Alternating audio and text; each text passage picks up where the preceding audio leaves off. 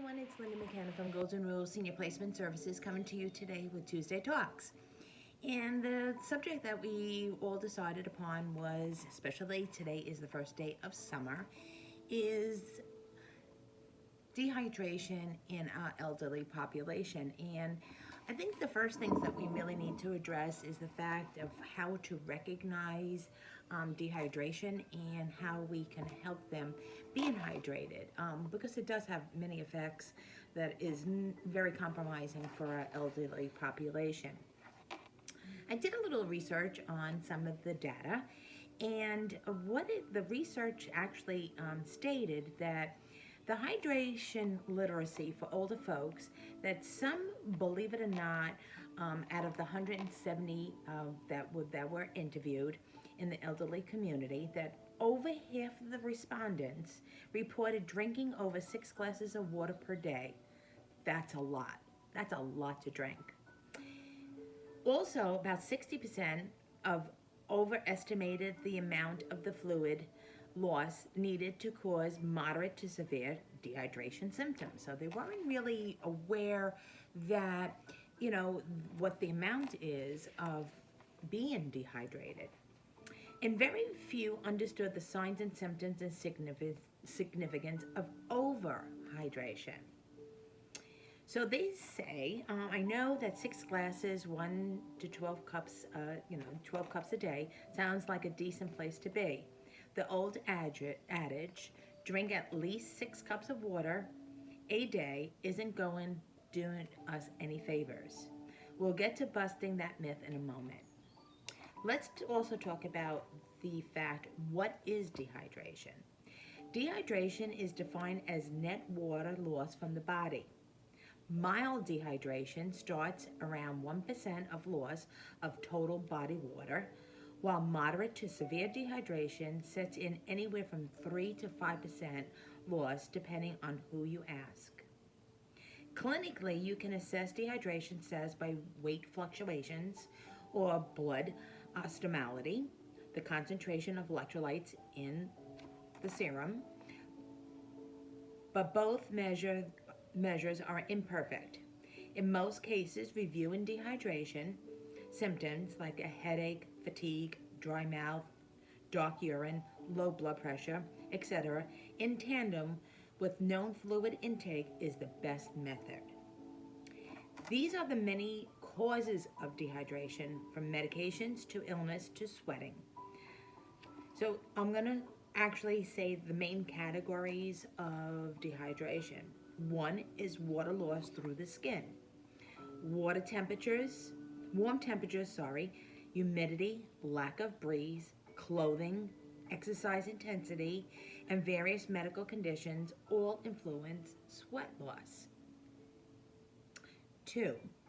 Water loss through the gut, through your stomach area, is also diarrhea, vomiting, and laxatives all increase water losses. Number 3, water loss through urine. Any intervention with a diuretic effect, like fasting, the keto diet, diuretic drugs, will increase urinary fluid losses. Number 4, insufficient water consumption. This is a major cause of dehydration in the elderly. Why are older people more likely to become dehydrated?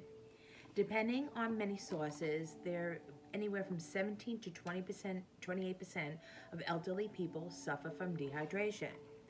This is a much higher rate than the average population, and there are several explanations for this phenomenon. The first concerns the thirst mechanism. As we age, thirst receptors in the hypothalamus, along with everything else, tend to degenerate. This can cause break in the thirst mechanism. Older people also tend to lose more fluids due to urinary incontinence, an inability to control the bladder, and fecal incontinence, and an inability to control bowel movements. There's also the unfortunate fact of age-related immobility.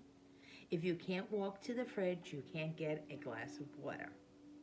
But I believe the biggest cause of hydration issues in the elderly is the lack of hydration literacy. If you have the lack of knowledge of what it is and what the effects of it, um, it's not going to be a breeding concern. So we need to educate our seniors, our elderly, as to what is proper hydration, especially in these very, very hot summer months.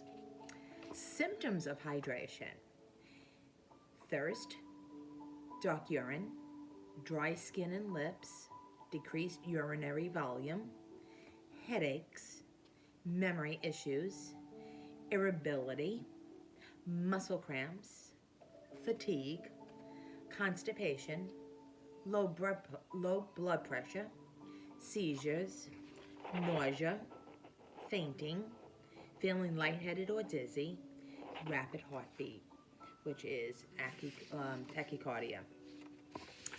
So, what do we do to educate them, and what is the proper hydration for the elderly? Well, we have all of these very fancy water bottles and or insulated cups. I think giving this to a senior as a gift is something very useful. And it could be measured accordingly. You know, whatever the colander holds as far as fluids for the day, it stays cold, it stays cool. It's easy to grab, especially if you have a wheelchair, that you can have it on, a cup holder. Even on walkers, there's cup holders as well that can be adapted to it. Sitting in a recliner or an easy chair, the table next to it. Having it accessible, I think, is the most important part of it, and being able to refill it. So if it's measurable, first of all, if it's accessible, it's measurable, and it's refillable with the proper fluids, it doesn't become a problem or it doesn't become a task. It's something that it's normal way of living. Um, I People see me out in the community. I don't leave without my water bottle. Hydration is important on any age, and sometimes when I forget to drink, the tightness in our joints, and sometimes I do feel fatigued. So the nutrition that you get from water is very advantageous. And a lot with the elderly, especially that they're incontinent, they figure, you know what, if I don't drink, I don't have to go to the bathroom, I won't go to the bathroom.